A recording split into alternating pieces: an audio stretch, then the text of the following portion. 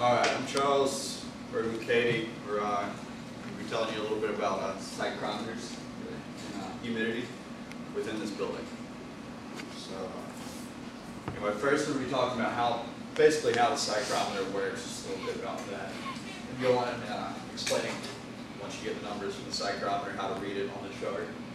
Then we'll talk about how to calibrate it working so that the numbers are a little more accurate. And we're going to talk about the temperature results for the stairs. We ran the tests on each floor of the 3 stairwells in this building. And then I'm going to show the humidity results of the stairwells. We're going to be talking about the layout of room, the second floor of room 120. And go over about the temperature results. We took temperature results at 5 different stations as well as humidity results. Talk a little bit about that, and then we're going to go draw some overall conclusions of the trip. So these are basically the pictures of the psychrometers right here. This is A through D. This is E, and this is F.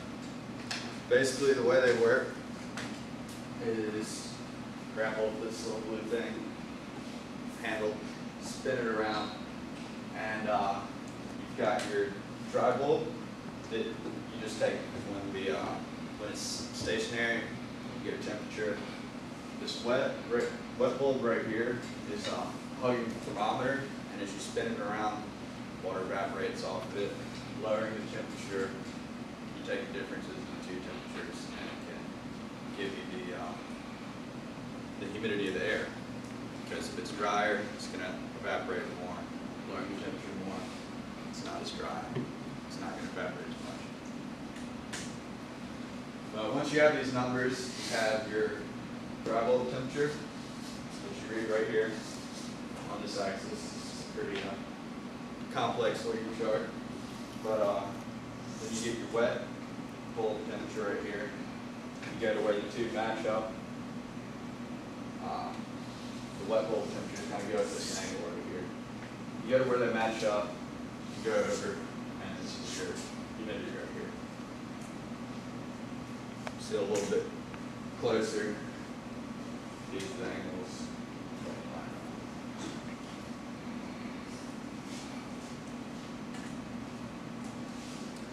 But to calibrate it, basically what we did was we got a electronic thermometer, and it had a position of about a point. It went to 1/10 of a degree Celsius accuracy. And we stuck it in ice water at red 0, stuck it in boiling water at red 100, so we assumed it was correct enough for our purposes that we were dealing with. So we compared the temperature that we got with that electric thermometer with the different psychrometers. And we started out with the sticking it in ice water. Got the results right here. Here was a room temperature, and right here was in just warm water. So once we had all these points, we could basically plot it. For example, here's what we did with psychrometer A. We had 3 points, and here's the actual thermometer reading we got. Here's what the thermometer told us we got. And it gave us a lot. We figured out the equation for that line, and substituting in temperature for X and Y. We get the equations, temperature that we receive on the psychrometer, you plug in right here, and you get the correct value. And we had to do that for the wet and dry temperatures of all the different stations, or all different psychrometers. So once we did that, we were able to get the calibrated values. This is the stairwell at Holt, near Holt, and floors 1 through 4 right here, dry and wet temperatures. And we can just, after that, just take an average of the two, of all the different psychrometers after they've been calibrated. Once we did that, we got the temperature distribution. This back one in green is right near the office, And you can see a little trend. All of them just kind of step up slowly. This one right here is the stairwell near the elevator, and this one right here is the stairwell near the elevator. Basically, the stairwells consist of, they're non-air conditioned, and they have factors affecting temperature are the doors opening and closing, as well as traffic through the area, people walking down, breathing, opening and closing doors, allowing air conditioning in some instances, opening up the doors outside.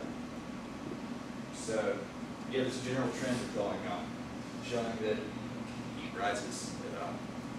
As you know, the top of the stairwell, you get warmer temperatures than at the bottom. And the one exception was right here on floor 5, even though it is a little bit, it's a little bit less than floor 4 because I doubt many of you knew there was a floor 5 on that stairwell near the elevator, because it's basically a storage closet at the top, and there's just a bunch of pipes up there, and the pipes probably have something to do with affecting the temperature and whatnot. So. But the temperature distribution of the area did pretty much the opposite. Is our relative humidity went down on all floors, as you can see, with the exception of floor 5 being that it's never used and that it's just basically all pipes up there. The reason for there being high humidities in certain areas is, especially on the lower floors, is that's the most trafficked areas. People are walking through those more, they're breathing, letting off water vapor with every breath, as well as opening and closing the doors more, getting air circulating through the whole thing. Not to mention that on the lower floors it's a little bit cooler, so the water can't hold as much humidity, so as far as relative humidity is going to be higher. So.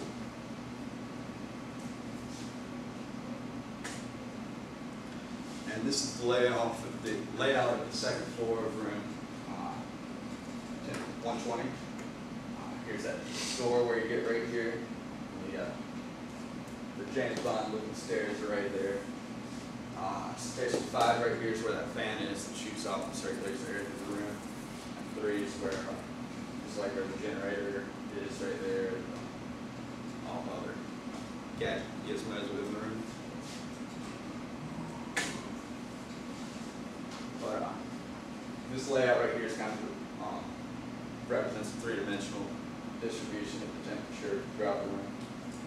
This front one right here is, there's the door, there's the fan, there's the back wall of the room, there'll be stairs right there, and the stations 1 through 5 right here.